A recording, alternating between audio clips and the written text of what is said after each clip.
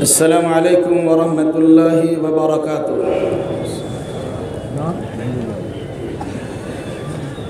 ان الحمد للہ نحمده ونستعینه ونستغفره ونعوذ باللہ من شرور انفسنا ومن سیئات اعمالنا من يهده الله فلا مضل له ومن يضلل فلا هادي له وأشهد أن لا إله إلا الله وحده لا شريك له وأشهد أن محمدًا عبده ورسوله يا أيها الذين آمنوا اتقوا الله حق تقاته ولا تموتن إلا وأنتم مسلمون يا أيها الناس اتقوا ربكم الذي خلقكم من نفس واحدة وخلق منها زوجها وبث منهما رجالا كثيرا ونساء واتقوا الله الذي تساءلون به والأرحام إن الله كان عليكم رقيبا يا أيها الذين آمنوا اتقوا الله وقولوا قولا سديدا يصلح لكم أعمالكم ويغفر لكم ذنوبكم ومن يطع الله ورسوله فقد فاز فوزا عظيما أما بعد فإن خير الحديث كتاب الله وخير الهدي هدي محمد صلى الله عليه وسلم وشر الأمور محدثاتها وكل محدثة بدعة وكل بدعة ضلالة وكل ضلالة في النار۔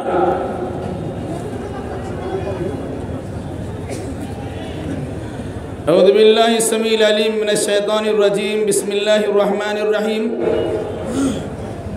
فلا وربك لا يؤمنون حتى يحكموك فيما شجر بينهم ثم لا يجدوا في أنفسهم حرجا مما قضيت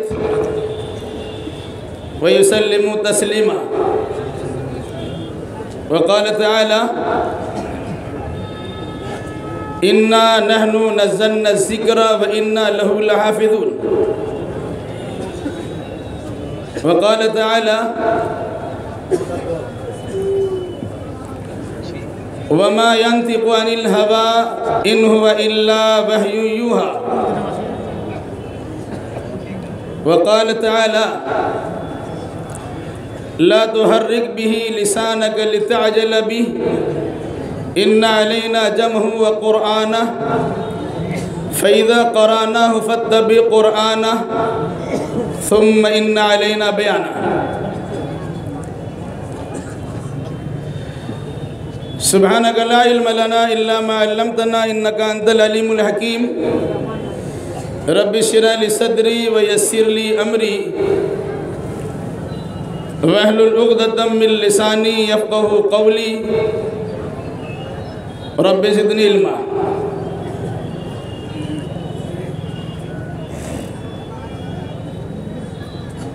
جناب صدر، معزز علماء کرام اور تمام سامعین اعظام، ضلعی جمعیت اہل حدیث پاکور کے تحت یہ 2 روزہ کانفرنس جس کی آخری نشست چل رہی ہے، کل سے یہ سلسلہ جاری ہے اور بھی کچھ دیر جاری رہے گا۔ مختلف عنوانوں کے تحت آپ نے بیانات سماعت کیے ہیں، تقریروں کو سنا ہے۔ بنگلہ اور اردو کے میل ملاپ کے ساتھ خطابات آپ کے سامنے آتے رہے ہیں۔ اسی سلسلے میں مجھے بھی موقع دیا گیا اور میں بھی آپ کی خدمت میں حاضر ہوں ایک خاص عنوان کے تحت اللہ تبارک و تعالیٰ سے دعا گو ہوں کہ اللہ میری زبان سے جو نکلوائے صحیح نکلوائے، اور آپ کے دل و دماغ میں پیوست بھی ہو جائے، شکوک و شبہات کا ازالہ بھی ہو جائے، اور حدیث رسول سے متعلق پورے طور سے یقین و دل جمی بھی پیدا ہو جائے۔ اللہم آمین۔ رک جائیں،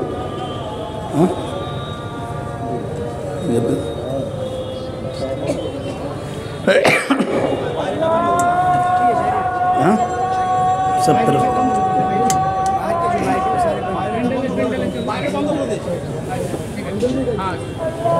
جی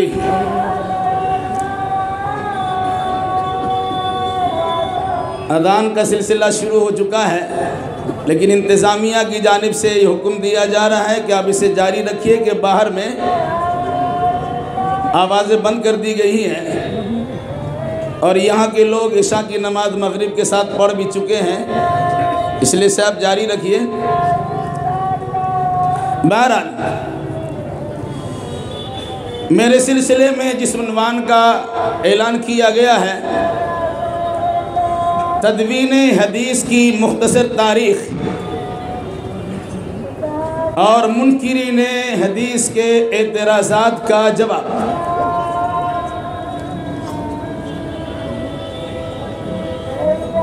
تدوین حدیث دو لفظ سے مرکب ہے، تدوین اور حدیث۔ تدوین کا معنی ہوتا ہے جمع کرنا، اور حدیث کا معنی حدیث کو جمع کرنا۔ اگر حدیث کی اصطلاحی تعریف آپ یاد رکھیں گے تو یہ چیز بڑی آسانی سے آپ کو سمجھ میں آ سکتی ہے کہ اللہ کے نبی صلی اللہ علیہ وسلم کی حدیث کی تدوین کیسے ہوئی، جمع کس طرح کی گئی، اور شروع دور سے ابھی تک ملت اسلامیہ کا حدیث سے متعلق عقیدہ اور نظریہ کیا رہا ہے اور کیا رہنا چاہیے۔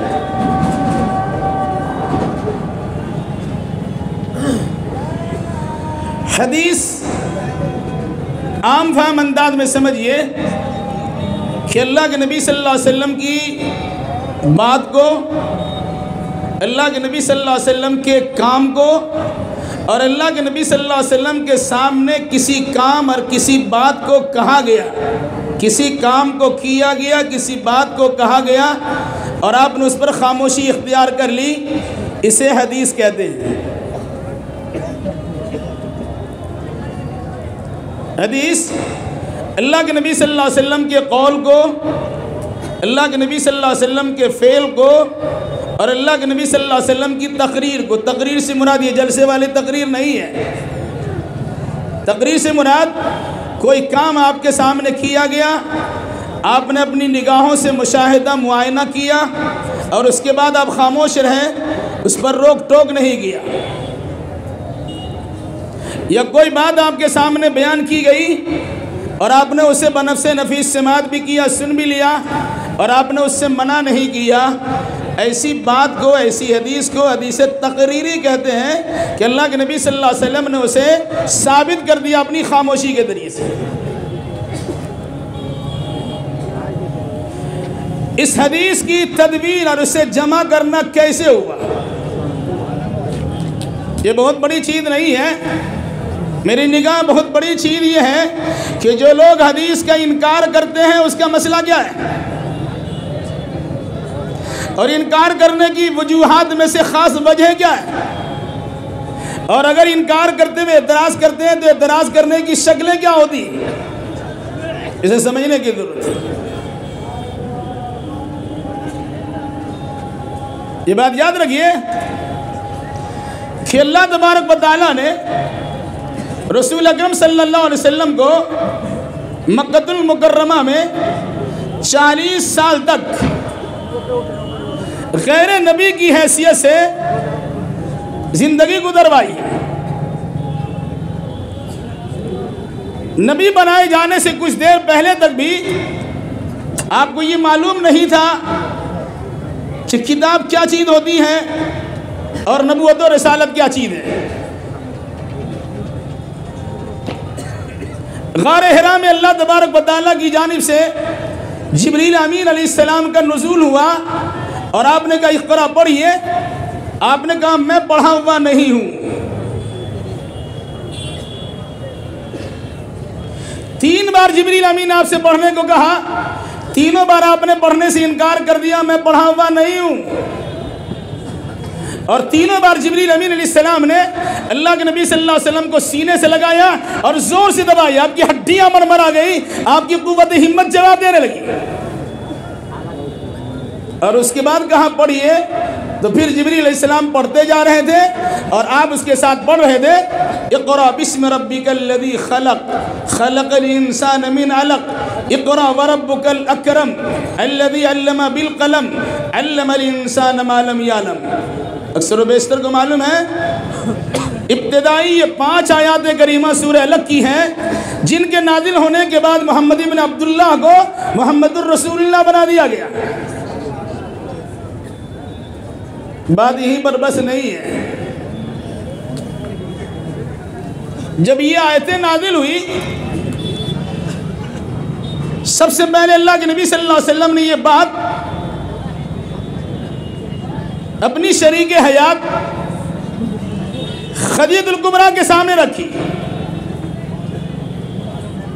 خدیجہ الکبریٰ نے آپ کو تسلی بھی دی، اپنے بھائی چچا زاد بھائی ورقہ بن نوفل کے پاس لے بھی گئی، انہوں نے تائید کی، تو آپ کے لیے خوشخبری کی بات ہے، یہ تو وہی فرشتہ ہے جس کے نزول کے بعد انسان نبی اور رسول بنا دیا جاتا ہے۔ بات سمجھ میں نہیں آئی تو تھوڑی سی سمجھنے کی کوشش کیجیے۔ رسول اکرم صلی اللہ علیہ وسلم کے قول کو حدیث کہا جاتا، آپ کے فعل کو حدیث کہا جاتا، آپ کی تقریر کو حدیث کہا جاتا۔ جب قرآن کی 5 آیتیں کریمہ آپ پر نازل ہوئی، اس آیت کریمہ سے متعلق جو آپ کی گفتگو ہو رہی ہے، اب نبی ہونے کی حیثیت سے گفتگو ہو رہی ہے، وہ چاہے خدیجہ سے گفتگو ہو رہی ہو، چاہے صدیق اکبر سے گفتگو ہو رہی ہو، چاہے حضرت علی سے گفتگو ہو رہی ہو، چاہے حضرت زید بن حارثہ سے گفتگو ہو رہی ہو، یا چاہے پھر اس کے بعد حضرت ورقہ بن نوفل سے گفتگو ہو رہی ہو، یہ جو گفتگو آپ کی ہے اسی کا نام حدیث ہے۔ بات نہیں سمجھ میں آئی؟ تھوڑی اور توجہ دیجیے۔ قرآن اللہ کی جانب سے نازل ہوا، سورہ علق کی 5 آیت کریمہ آپ کو دی گئی، اس 5 آیت کریمہ سے متعلق اللہ کے نبی صلی اللہ علیہ وسلم نے خاص لوگوں سے کہا کہ میرے پر اللہ کی جانب سے وحی آئی ہے، اللہ کی جانب سے پیغام آیا ہے، اللہ کی جانب سے میسج اور سندیش آیا ہے۔ یہ جو بات آپ کی ہو رہی ہے اسی کا نام حدیث ہے، اور باقی زندگی کے سارے معاملات پھر حدیث میں شامل ہیں۔ میں جو کہنا چاہتا ہوں اسے سمجھیے، قرآن کو قرآن منوانے کے لیے حدیث رسول کی ضرورت ہے۔ یوں ہی اللہ کی جانب سے قرآن اتر گیا لوگوں نے مان لیا؟ نہیں، آپ نے قرآن کو قرآن منوایا ہے، یہ قرآن اللہ کا کلام ہے، لیکن اس منوانے کی کیفیت کیا تھی؟ محمد الرسول اللہ صلی اللہ علیہ وسلم نے اپنی زبان سے منوایا ہے۔ میں تمہارے درمیان 40 سال تک زندہ رہا ہوں، تمہیں معلوم ہے نا، میری زندگی تو بڑی بے داغ گزری ہے، مجھے الصادق الامین کہتے ہو۔ میری صداقت و امانت کی وجہ سے اللہ تبارک و تعالیٰ کی جانب سے جبریل امین نے جو اللہ کا پیغام ہمیں دیا ہے، اس صداقت کی بنیاد پر میں تمہیں کہنا چاہتا ہوں کہ میں صداقت اور امانت و داری اور سچائی کی بنیاد پر اپنی جانب سے نہیں، میں اللہ کا کلام آپ کو سناتا ہوں۔ تو اللہ کا کلام منوانے کے لیے محمد الرسول اللہ صلی اللہ علیہ وسلم نے جو اپنے کلام کا استعمال کیا ہے، یہ بھی حدیث ہے۔ پھر اس کے بعد اللہ نے ہمیں 2 قرآن دیا، ایک علمی قرآن ہے اور ایک عملی قرآن ہے۔ علمی قرآن جس کی ہم تلاوت کرتے ہیں، عملی قرآن محمد الرسول اللہ صلی اللہ علیہ وسلم کی ذات بابرکات، اس علمی قرآن کو اللہ کے نبی صلی اللہ علیہ وسلم نے اپنی جانب سے عوام و خواص کے دل میں اس طرح بسایا، راسخ کیا کہ میں عمل کر کے دکھلاتا ہوں۔ چنانچہ اللہ نے جبریل امین کو دیا، اور جبریل امین نے محمد الرسول اللہ صلی اللہ علیہ وسلم کو عطا کیا۔ محمد صلی اللہ علیہ وسلم نے قرآن مقدس کی ان آیتوں کو یاد رکھا، اور پھر اس کے بعد جو آپ کے پاس لکھنے والے صحابی تیار ہوئے ان سے لکھوایا۔ یہ قرآن لکھانے کی بات ہے۔ پھر اس کے بعد کچھ صحابہ اللہ کے نبی صلی اللہ علیہ وسلم کی بات کو بھی لکھ رہے تھے، تو آپ نے فرمایا مت لکھو۔ وجہ کیا تھی؟ کہ قرآنی آیتیں اور میرے فرمودات دونوں گڈ مڈ ہو جائیں گے، پھر الگ کرنا مشکل ہو جائے گا۔ یہ اللہ تبارک و تعالیٰ کا کلام ہے، یہ محمد الرسول اللہ صلی اللہ علیہ وسلم کی جانب سے تشریحات ہے۔ تو آپ نے کچھ دنوں کے لیے اسے لکھنے سے منع کر دیا۔ صحابہ کرام جو لکھنے والے تھے رک بھی گئے، وہاں زیادہ لکھے پڑھے لوگ نہیں تھے، اسی لیے تو سب کو امی کہا گیا تھا۔ کچھ ہی مخصوص لکھنے پڑھنے والے تھے۔ بہرحال لکھنے والے سے کہا مت لکھو، بعد میں لکھنا۔ میں ایک بتاؤں آپ کو، جو لوگ حدیث کا انکار کرتے ہیں وہ اسی کو بنیاد بناتے ہیں کہ اللہ کے نبی صلی اللہ علیہ وسلم نے لکھنے سے منع کیا تھا۔ اگر یہ اللہ کے نبی صلی اللہ علیہ وسلم کی حدیث ہے تو اس کو تو ہم مان رہے ہیں، اور اس ماننے کی بنیاد پر انکار حدیث کیوں کرتے ہیں؟ جب اس کو حدیث مان رہے ہیں کہ اللہ کے نبی نے لکھنے سے منع کیا، یہ بات اب وہ کہاں سے معلوم ہوئی؟ اسی حدیث سے تو معلوم ہوئی۔ اگر حدیث نہیں تھی تو معلوم کہاں سے ہوا؟ کیا آپ کے کان میں اتارا گیا؟ آپ کے ذہن و دماغ میں ڈالا گیا؟ نہیں، اللہ کے نبی صلی اللہ علیہ وسلم نے منع کیا، صحابہ کرام اسے نوٹ کیا، اسے یاد کیا، اور اس کے بعد پتہ ابھی لکھنے سے منع کیا گیا ہے۔ گویا حدیث شروع ہی سے جمع ہو رہی تھی، اس کی جمع کی شکل چاہے کتابی شکل میں ہو چاہے حافظہ کی شکل میں ہو۔ اور یہ بھی یاد رکھیے، اللہ نے قرآن اتارا، قرآن کے ذریعے سے لوگوں کو پیغام دیا۔ اب اللہ کی بات ڈائریکٹ تو سن نہیں رہے ہیں، جبریل آپ کے پاس تو نازل نہیں ہو رہا۔ کیا ہر آدمی کے کان میں آواز ڈالی جائے اقرا بسم ربک الذی خلق؟ نہیں، یہ صرف اللہ کے نبی صلی اللہ علیہ وسلم کے کان میں ڈالی گئی، اور غار حرا میں اللہ کے نبی صلی اللہ علیہ وسلم کو پڑھایا گیا۔ پھر اللہ کے نبی صلی اللہ علیہ وسلم نے اسے یاد رکھا، وہ قرآن کو یاد رکھا۔ جب قرآن کو آپ نے یاد رکھا اور قرآن کی تشریح کرنے کے لیے آپ کو بھیجا گیا ہے، کیا کہا؟ لِتُبَيِّنَ لِلنَّاسِ مَا نُزِّلَ إِلَيْهِمْ۔ آپ کے پاس یہ ذکر عبرت و نصیحت سے پر کلام اس لیے اتارا گیا ہے کہ آپ اسے لوگوں کے سامنے وضاحت کے ساتھ بیان کیجئے۔ کیا ایسا ہو سکتا ہے کہ قرآن موجود ہو اور اس کی تشریح موجود نہ ہو؟ کیا ایسا ہو سکتا ہے کہ قرآن موجود ہو اس پر عمل کرنا موجود نہ ہو؟ جیسے قرآن کی تدوین ہوئی ہے، جیسے قرآن کو جمع کیا گیا ہے، ویسے اللہ کے نبی صلی اللہ علیہ وسلم کی حدیثیں بھی جمع ہوئی ہے، وہ چاہے حافظہ میں جمع ہو چاہے لکھنے کی شکل میں جمع ہو۔ پھر اس کے بعد رسول اکرم صلی اللہ علیہ وسلم کچھ دنوں تک خاموش رہے، 10 دنوں تک وحی کی آمد کا سلسلہ موقوف رہا۔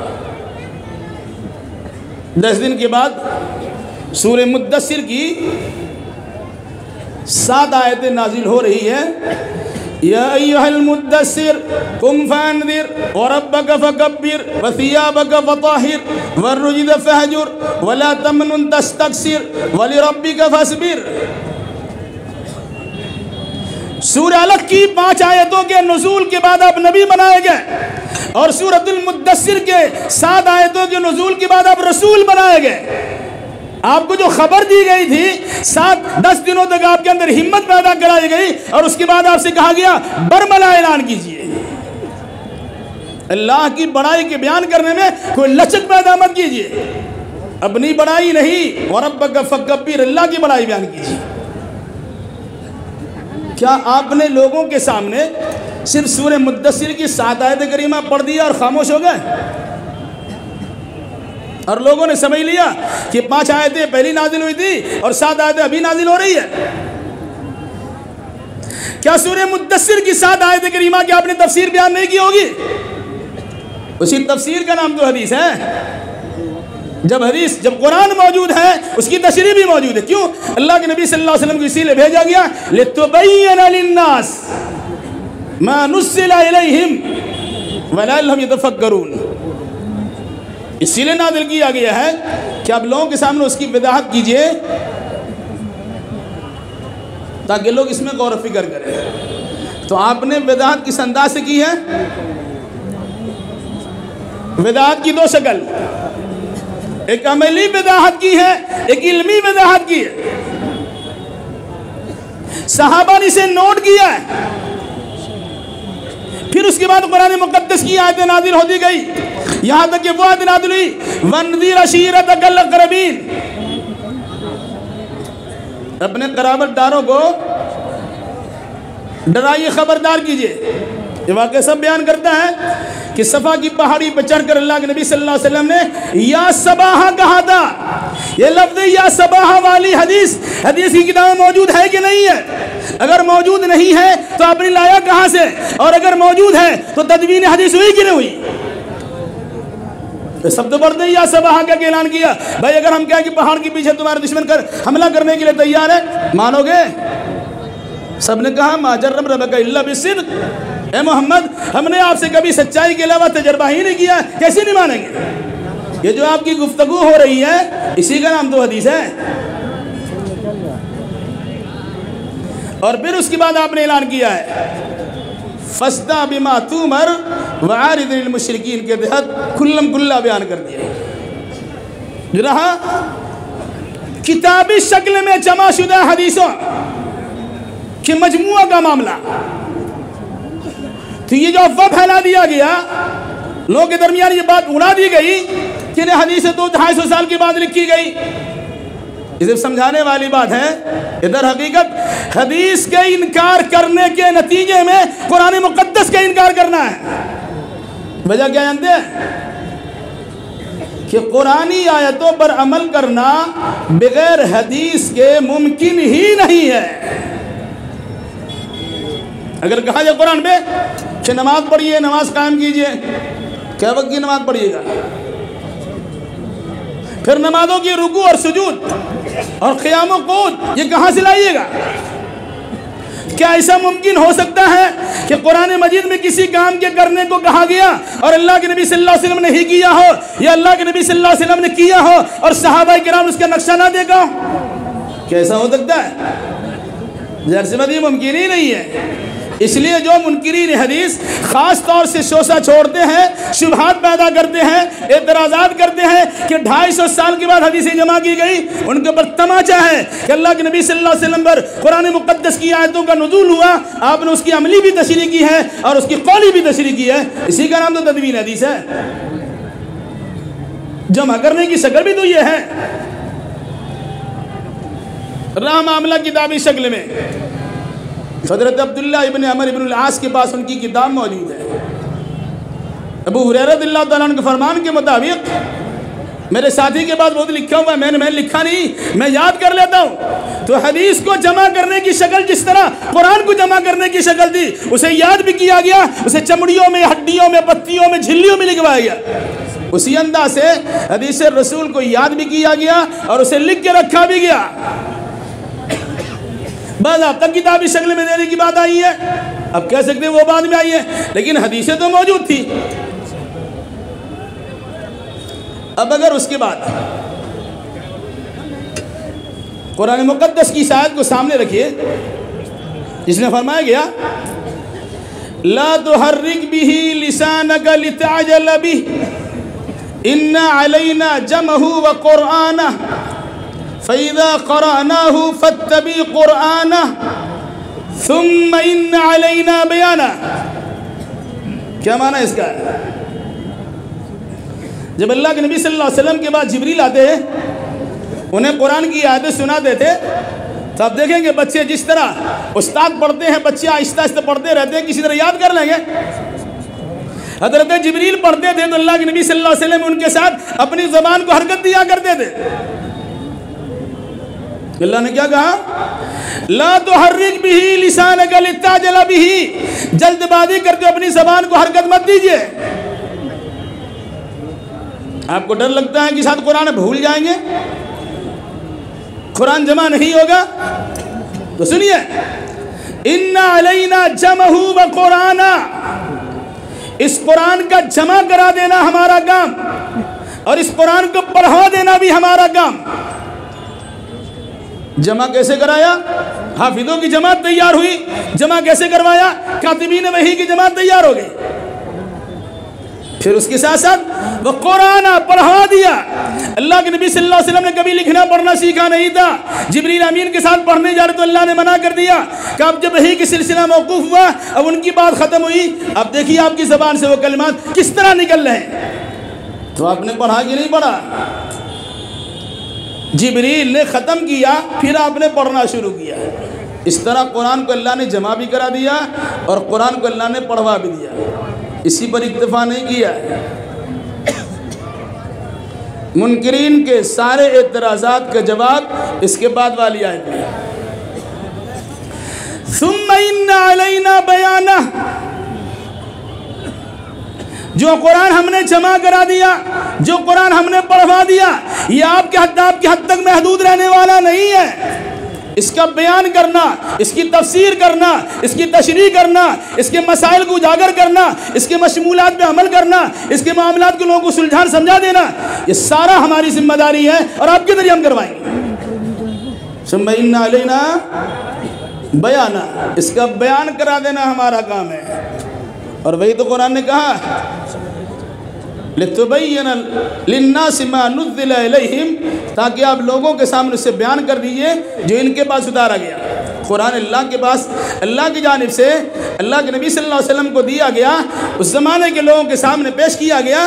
کہاں اس قرآن کے مفہوم کو سمجھ نہیں سکتے، سمجھانے کے لیے محمد الرسول اللہ صلی اللہ علیہ وسلم کو نبی اور رسول کی حیثیت میں نے بھیجا ہے، وہ میری بات کو ہی سمجھیں گے اور بھی تمہیں سمجھائیں گے۔ کیا ایسا ہو سکتا ہے کہ قرآن بھی موجود ہو، سمجھانے والا موجود ہو اور سمجھانے کی بات موجود نہ ہو؟ کیا ایسا ہو سکتا ہے؟ بھائی آپ تقریر کر رہے ہیں، آپ جن بات سن بھی رہے ہیں، تو تقریر کرنے والا اور سنانے والا اور سننے والے موجود ہیں، لیکن اس کی بات ہی نہیں نکلتی ہے، اس کی بات موجود نہیں، کیسے ہوگا؟ جب اللہ کے نبی کے بارے میں کہا کہ آپ کا کام ہے لوگوں کو سمجھا دینا، بتا دینا، اور اللہ تبارک و تعالیٰ نے وعدہ بھی کیا، کیا وعدہ کیا؟ ثم ان علینا بیانہ، اس کا بیان کرا دینا ہمارا کام، ہماری ذمہ داری ہے۔ گویا جس طرح قرآن کا جمع کرانا اللہ کی ذمہ داری، جس طرح قرآن کو پڑھوا دینا اللہ کی ذمہ داری، اسی طرح قرآن کے ساتھ ساتھ حدیث رسول کی شکل میں تشریحات کو جمع کر دینا اللہ کی ذمہ داری اور اس کو پڑھوا دینا اللہ کی ذمہ داری ہے۔ یہ تو اللہ نے اپنی ذمہ داری لی ہے اور کہا ہے ثم ان علینا بیانہ، اس کا بیان کر دینا ہمارا کام ہے۔ کیسے بیان کیا؟ بیان کرنے کی شکلوں کو جاننا چاہیں تو جو وحی کی شکلیں ہوتی اسے سمجھیے۔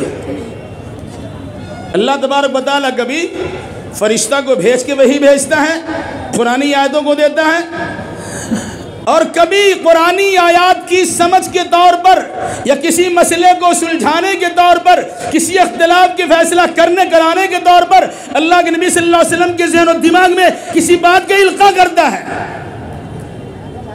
وہ بھی وحی کی شکل ہے نا۔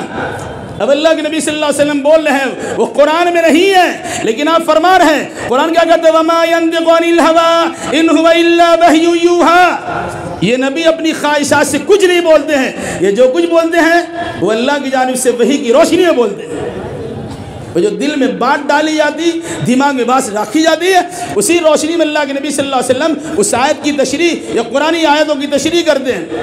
تو تو قرآن موجود ہو، قرآن پر ایمان لانے والے موجود ہو اور قرآن کے سمجھنے والے موجود ہو، اور جس چیز کے ذریعے سمجھایا گیا کہ وہ چیز موجود نہیں ہوگی۔ اب ذرا آگے بڑھیے، اللہ نے کہا اِنَّا نَحْنُ نَزَّلْنَا الذِّكْرَ وَإِنَّا لَهُ لَحَافِظُونَ۔ بہت پڑھتے ہیں آپ، ہم نے اس ذکر بھری کتاب، عبرت و نصیحت سے لبریز کتاب قرآن مجید کو اتارا ہے، اور اس کے حفاظت کی ذمہ داری ہم ہی لیتے ہیں۔ کس معنی میں حفاظت؟ علمی اعتبار سے بھی حفاظت ہے، تشریحی اعتبار سے بھی حفاظت ہے، آیات کی آیات ہونے کے اعتبار سے حفاظت ہے، آیات کے مفہوم کے اعتبار سے بھی حفاظت ہے۔ تو اللہ تبارک بتا حفاظت کی ذمہ داری لی ہے، حفاظت کروا دیا۔ کیا کسی انسان کے بارے میں آپ نے سنا ہے کہ کسی کی بات کو چینل سسٹم کے ساتھ بالسند بیان کی جا رہی ہے؟ اللہ کے نبی صلی اللہ علیہ وسلم کی بات، قرآن کی بات سے متعلق چینل سسٹم نہیں ہے، مجھ سے فلاں نے بیان کیا، مجھ سے فلاں نے بیان کیا، مجھ سے فلاں نے بیان کیا، ایسا نہیں ہے۔ لیکن حدیث کے بارے میں اگر کوئی انسان جو راوی حدیث ہے، حدیث بیان کرتا ہے تو کہتا ہے ہم سے فلاں نے بیان کیا، فلاں سے صحابی رسول نے بیان کیا، صحابی رسول اللہ کے نبی صلی اللہ علیہ وسلم نے بیان کیا۔ جو اہتمام ہے سلسلہ اسناد کا، وہ در حقیقت اللہ کے نبی صلی اللہ علیہ وسلم کی باتوں کی صداقت و سچائی کا لوہا منوانے کے لیے۔ پھر اس کے بعد اب اگر کوئی انسان اعتراض کرتا ہے تو اعتراض کی وجہ کیا ہے اسے آپ سمجھیے، اور میں اہل حدیث کے نوجوانوں سے خصوصی گزارش کرتا ہوں، اگر بری بات لگے تو معاف کیجیے گا۔ کبھی کبھی تحقیق کا جب حیدہ ہو جاتا ہے تو لوگ ہر چیز میں تحقیق کرنا شروع کرتے ہیں۔ جو مسلمہ حقیقتیں آپ کے سامنے ہیں، 1400 سال سے جو چیزیں آپ کے سامنے کتاب اللہ اور سنت رسول اللہ کی روشنی میں یا صحیح ذخیر حدیث کی موجودگی میں کی روشنی میں آپ کے پاس موجود ہے، ایک انسان نما شیطان کھڑا ہوتا ہے اور اس میں تشکیک پیدا کرنے کی کوشش کرتا، شکوک و شبہات ڈالتا ہے۔ یہ بات تو اچھی نہیں ہے، کیونکہ اللہ کے نبی صلی اللہ علیہ وسلم کی زبان سے اس قسم کی بیہودہ باتیں نہیں ہو سکتی ہیں۔ یہ کہہ کے لوگوں کو انکار حدیث کی طرف مائل کرتے ہیں، عورتوں کے مسائل کو کھول کے بیان کیا جاتا ہے۔ اللہ کے نبی اسی لیے دنیا میں آئے تھے کہ دنیا کے لوگوں کو جو غلط کاری کے اندر علم کے نہ ہونے کے نتیجے میں مبتلا ہو سکتے ہیں، ان کے سامنے علم کی روشنی رکھی جائے اور بتایا جائے یہ کام اس طرح کرنا ہوگا اور یہ کام اس طرح نہیں کرنا ہوگا۔ اگر یہ کسی مسئلے کو بدعت کے ساتھ بیان کر دینا اچھی چیز آپ کو نہیں لگتی ہے، اگر وہی باتیں قرآن بیان کر دے تو اب قرآن کا انکار کیجیے گا۔ ایک آیت سنیے اور بات آگے بڑھتی ہے۔ نساؤکم حرث لکم فاتوا حرثکم ان شئتم، تمہاری عورتیں تمہاری کھیتی ہے، اپنی کھیتی میں جس طرح چاہو آنا آ جاؤ۔ اس سے بھی گمبھیر کوئی بات ہو سکتی ہے؟ اگر قرآن نے عورت کو کھیتی کہا اور اس سے میل ملاپ کرنے کو کھیتی بنانے کی سے متعلق باتیں کہی تو قرآن کی شاید پر آپ کا اعتراض نہیں ہوتا، کیونکہ قرآن کی آیتوں کا انکار کریں گے اور اس میں شک و شبہ ڈالیں گے، عام انسان بھی آپ کو کافر کہہ دے گا۔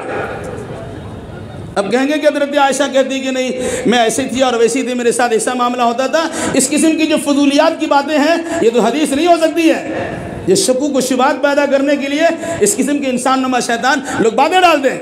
یاد رکھیے گا وہ در حقیقت اللہ کے نبی صلی اللہ علیہ وسلم کو مامور کیا گیا، بھیجا گیا کس لیے؟ یہودی کہا کرتے تھے یعلمکم نبیکم کل شیء حتی الخراع، علماء سے پوچھ لیے گا کہ تمہارے نبی تمہیں تو ہر چیز کی تعلیم دیتے ہیں، یہاں تک کہ پیشاب پیخانہ کرنے کا طریقہ بھی سکھلاتے ہیں۔ یہ کہہ کر یہودی حضرات مسلمانوں کی توہین کیا کرتے تھے، تم اتنے گئے گزرے ہو، یہ معمولی چیزیں بتانے کی ضرورت پڑتی ہے۔ لیکن مسلمانوں کے لیے شان کی بات ہے کہ مسلمان کوئی عمل ایسا نہیں کر سکتا جس کے نتیجے میں اللہ کی ناراضگی اسے مول لینا پڑ جائے۔ تو اللہ کے نبی صلی اللہ علیہ وسلم نے ان تمام جگہوں پر ہماری رہنمائی کی اور بتایا اس کام کو اس طرح کرنا ہے اور اس کام کو اس طرح نہیں کرنا ہے۔ اب اگر کوئی انسان شکوک و شبہات ڈالنا چاہے تو حدیث کے متعلق سی سینی باتیں کر دے کہ ایسا تو حدیث میں نہیں ہونی چاہیے، یہ حدیث ہے تو ہم اس کو ماننے کے لیے تیار نہیں ہیں، اس قسم کی بے حیائی کی بات ہے۔ ہم نے سنا ایسے انسان کو جو کہتا ہے کہ بخاری شریف قرآن مقدس کا ننگا ہو کر اس طرح مذاق اڑاتی ہے، لا حول ولا قوت الا باللہ، اور اس قسم کے کچھ مسائل نکال کے عوام و خواص کے دلوں میں ڈالتے ہیں، اور خاص طور سے نوجوان طبقہ کے دل و دماغ میں گھسیرنے کی کوشش کرتے ہیں۔ تم جس حدیث کی بات کرتے ہو اس حدیث میں ایسی باتیں پائی جاتی ہیں۔ ایک فتنہ یہ بھی ہے، کیا فتنہ؟ جو حدیث ہمارے سمجھ میں سے، ہماری سمجھ سے بالا تر ہو وہ حدیث نہیں ہے۔ یہ تو شکوک و شبہات ہے، یہ تو سمجھ میں آنے والی بات نہیں ہے۔ اگر قرآن مقدس کی کوئی بات سمجھ میں آنے والے نہیں ہو کیا اس کا انکار کریں گے؟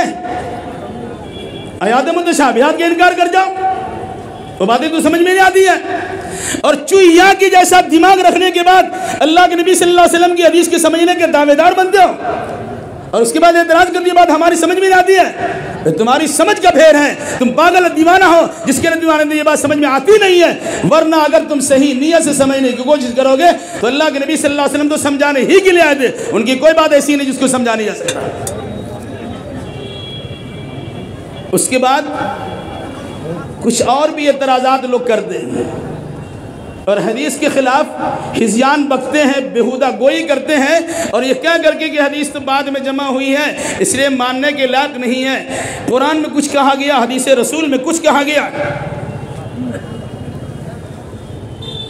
اس مناسبت سے اللہ کے نبی صلی اللہ علیہ وسلم کو در حقیقت حدیث کا انکار کرنا اللہ کے رسول کا انکار کرنا ہے، اور جو انسان حدیث کا یا رسول کا انکار کرتا ہے وہ در حقیقت قرآن مقدسی کا انکار کرتا ہے۔ ایک آیت سنا کے بعد ختم کر دیتا ہوں۔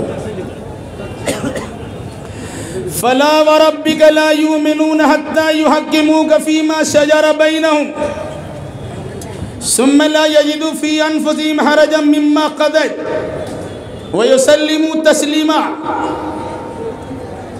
عام طور سے اہل حدیث حضرات اس آیت کو زیادہ پڑھتے ہیں اور چھوٹے چھوٹے مسائل کو بیان کر کے سمجھتے ہیں کہ بس یہی مسئلہ سے بیان کیا گیا، اللہ کے نبی صلی اللہ علیہ وسلم نے یہ کام کیا، اس تم نہیں کرتے ہو، ایسا ہو گیا ویسا ہو گیا۔ ایک بہت بڑے فتنے کی طرف میں اشارہ کرنے آ رہا ہوں۔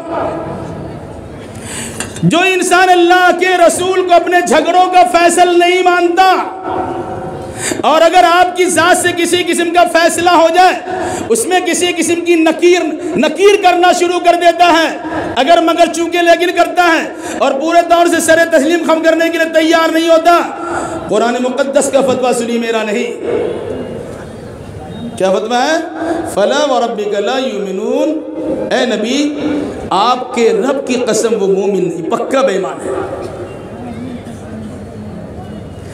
اللہ کے نبی صلی اللہ علیہ وسلم کا فیصلہ کیا ہے؟ کیا وہ حدیث نہیں ہے؟ وہ حدیث تقریری نہیں ہے، حدیث قولی نہیں ہے، یہ حدیث فعلی نہیں ہے۔ کیا اللہ کے نبی صلی اللہ علیہ وسلم زندگی میں فیصلے نہیں کیے؟ وہ ہزاروں فیصلے کیے جسے آپ تسلیم کرنے کے لیے تیار ہوتے ہیں، وہ تمام تر فیصلے تو اللہ کے نبی صلی اللہ علیہ وسلم کی حدیث ہے۔ کون بولتا ہے کہ اللہ کے نبی صلی اللہ علیہ وسلم حدیث جمع نہیں ہوئی ہے؟ اس لیے یاد رکھیے گا، منکر حدیث کے سلسلے میں یہ بات یاد رکھیے، جو انسان انکار حدیث کرتا ہے وہ انسان در حقیقت انکار رسول کرتا ہے، اور جو انسان انکار رسول کرتا ہے وہ در حقیقت انکار قرآن بھی کرتا ہے، اور جو انسان انکار قرآن کرتا ہے وہ اللہ کا انکار بھی کرتا ہے۔ ایسے انسان کا اسلام سے کوئی لینا دینا نہیں ہے۔ رہا معاملہ ہمارا آپ کا، کچھ لوگوں کی تقریریں سماعت کرتے ہیں، شدر بے مہار بنے بیٹھے ہیں، برادرت کی فتنوں سے دوچار ہوتے ہیں، اپنا اپنا پیشہ چھوڑ کے آنے والے انسان کوئی انجینئر کہلاتا ہے، اور کوئی اس کا ایڈوکیٹ کہلاتا ہے، کوئی ڈاکٹر کہلاتا ہے، اور ہم اس کے پیچھے دوڑتے ہیں اور انہی کی جانب سے شکوک و شبہات پیدا کی جاتے ہیں، اور اس کے بعد ہم اسی میں الجھ کے رہ جاتے ہیں۔ میرے بھائی یاد رکھیے گا، ایسے فتنوں سے ہوشیار رہیے، وہ علم کی کمی کی بنیاد پر، حقیقت تک نہ رسائی ہونے کی بنیاد پر کچھ باتیں کہہ جاتے ہیں اور لوگ اسی میں الٹ پلٹ کے رہ جاتے ہیں۔ اس لیے اگر آپ چاہتے ہیں کہ دین و ایمان آپ کا درست اور صحیح سالم رہے تو جس طرح کتاب اللہ کو مبنی پر حقیقت سمجھتے ہیں اسی طرح صحیح سنت رسول اللہ کو مبنی پر حقیقت سمجھنا ہوگا۔ اگر ہم ایسا نہیں کریں گے تو ایمان خطرے میں ہے۔ اطیعوا اللہ واطیعوا الرسول، اللہ کی اطاعت رسول اللہ کی اطاعت ہے۔ قرآن کو ماننا ضروری ہے تو قرآن کی تشریح حدیث رسول کو ماننا ضروری ہے۔ کوئی انسان حدیث کو مانتا ہے قرآن کو نہیں مانتا ہے، وہ قرآن ماننے والا حدیث ماننے والا نہیں ہے۔ کوئی انسان قرآن کو نہیں مانتا اور حدیث مانتا ہے، وہ انسان حدیث ماننے والا نہیں۔ کیوں کیا فرمایا؟ ما آتاکم الرسول فخذوہ وما نہاکم عنہ فانتہوا، جو اللہ کے رسول دے اسے لے لو اور جس سے منع کرے اسے رک جاؤ۔ یہ سب باتیں قرآن نے کہی نا۔ جب قرآن نے کہا رسول دے رہے ہیں تو لے لو، کیا دیا؟ رسول نے قرآن کی عملی تفسیر بھی دی ہے اور قولی تفسیر بھی دی ہے۔ اس لیے ہمیں حدیث رسول کو ماننے کی ضرورت سمجھنی چاہیے، اور جو انسان حدیث کے راستے میں شکوک و شبہات پیدا کرتے ہوں، ایسے انسان کو لا حول ولا قوت الا باللہ اور اعوذ باللہ من الشیطان الرجیم کے ذریعے اس کے استقبال کر کے ایسے مردودوں کو دور ہٹانے کی کوشش کرنی چاہیے کہ حدیث میں شک و شبہ پیدا کرنے کی کوشش نہ کرو۔ اللہ ہمیں اور آپ کو اور جملہ مسلمانوں کو کتاب اللہ اور سنت رسول اللہ کی روشنی میں حقیقت حال سمجھنے سمجھانے اور اسی مناسبت سے عقیدہ و اعمال بجا لانے کی توفیق مرحمت فرما۔ اقول قولی ھذا واستغفر اللہ لی ولکم ولسائر المسلمین وآخر دعوانا ان الحمد للہ رب العالمین۔ السلام علیکم ورحمۃ اللہ وبرکاتہ۔